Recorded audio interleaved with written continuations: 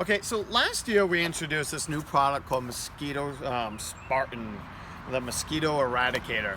And it's a very simple concept, and it works off the principles of the mosquito magnets, the attractants, but all those others were big, bulky, expensive machines that you needed to have a propane system firing up all the time.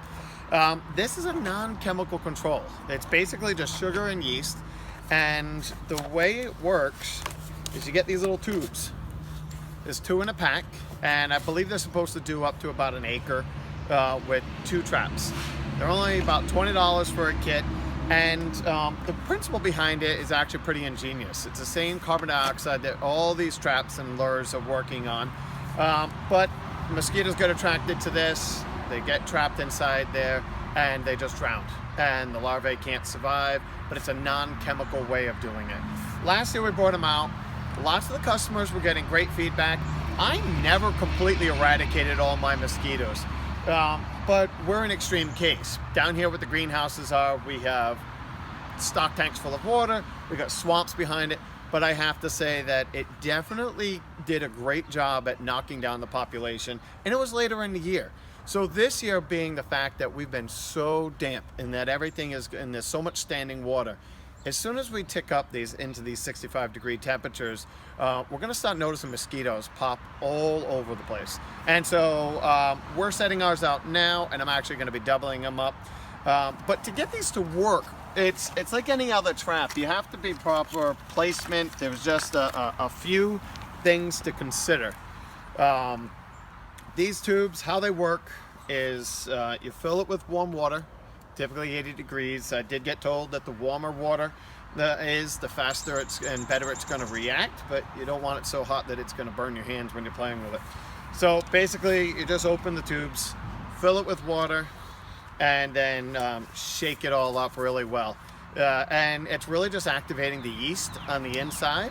Each trap is good for, I believe, about 90 days. And but you can't put too many. So they say if you know you're in a high prone area like us with the wetlands right behind us and the greenhouses, I double or triple the quantities.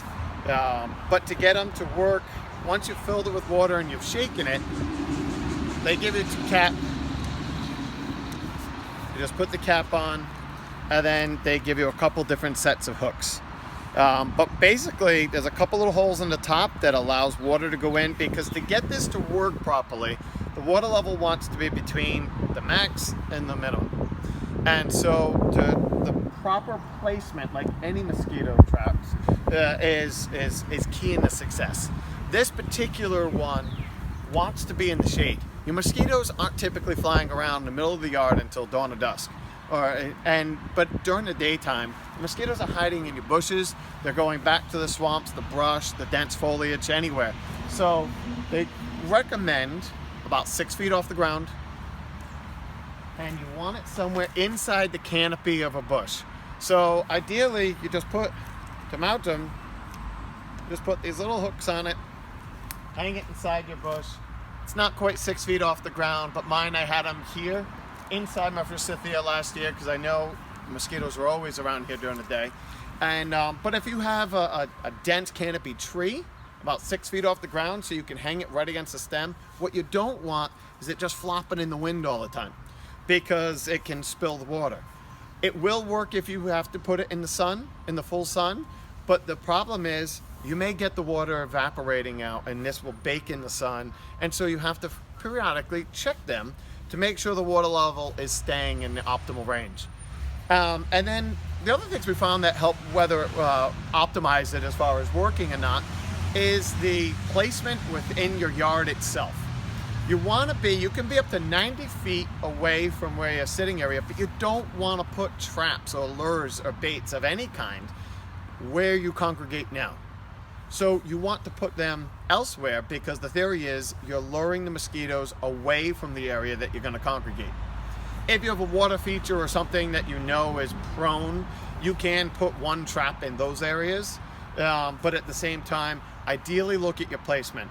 If you really want to cover an acre of land, in my particular case, the wetlands are all way behind us. So I'm going to put extra traps, and I'm actually going to place them periodically to do a barrier between up top where we congregate and the greenhouse sides of things. So we're going to do a straight line in hopes that the traps will lure them in before they ever get to us. But we'd love some feedback. Any of these new products, we're always encouraging everybody to give us feedback on how well they work.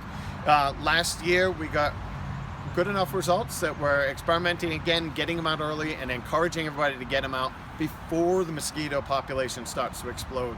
And but that's it. The great product. It's inexpensive, seems to work well, non-chemical, and we'd love your feedback. Thank you very much and hope that helps.